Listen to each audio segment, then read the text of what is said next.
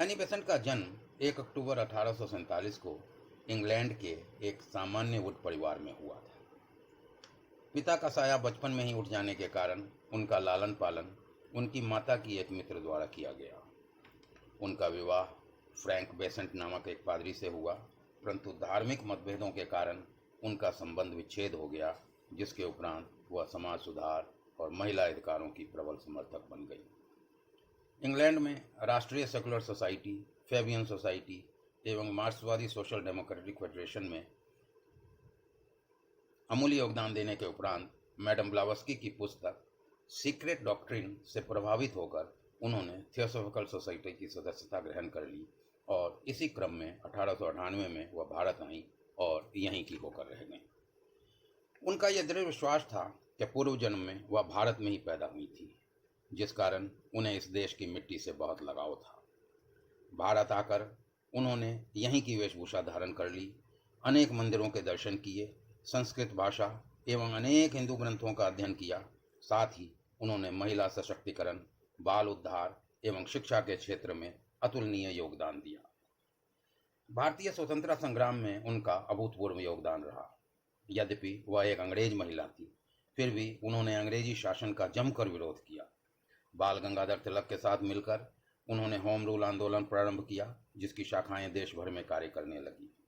अपने वक्तव्यों से उन्होंने स्पष्ट रूप से प्रमाणित किया कि प्रजातांत्रिक मूल्य आर्यों द्वारा स्थापित किए गए थे और यूरोप एवं अन्य देशों में इन्हें आर्यों द्वारा ही स्थापित किया गया था।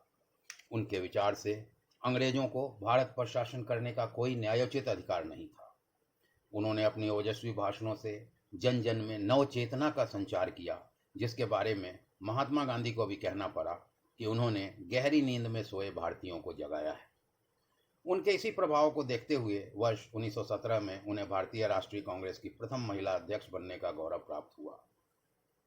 इसे विडंबना ही कहा जाएगा कि कुछ समय उपरांत महात्मा गांधी द्वारा प्रारंभ किए गए सत्याग्रह आंदोलन से असहमत होने के कारण उन्हें पार्टी से त्यागपत्र देना पड़ा।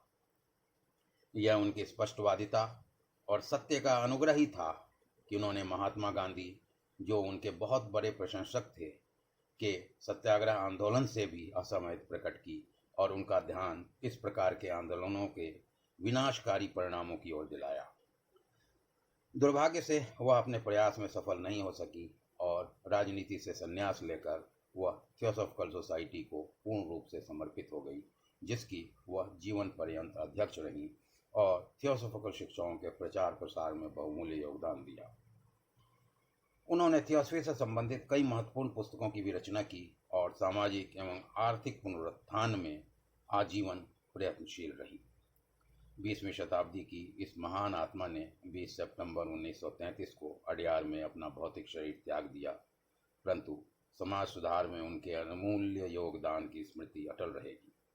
उनके दिखाए मार्गों पर चलकर ही हम उन्हें सच्ची श्रद्धांजलि दे सकते हैं। शत शत नमन।